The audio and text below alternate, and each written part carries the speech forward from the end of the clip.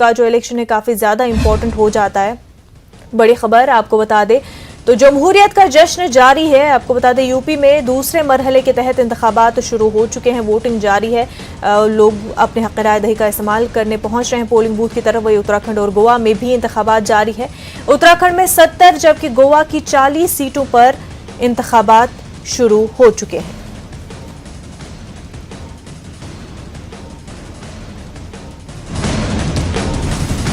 तो इंतखाबी जंग जारी है, जमहूरियत का जश्न जारी है, लोग अपने हक का इस्तेमाल कर रहे हैं, हक राय दही का इस्तेमाल कर रहे हैं। उत्तराखंड में 70 और जबकि गोवा की 40 सीटों पर इंतखाबात जारी है। उत्तराखंड में भी देखना होगा कि क्या कांग्रेस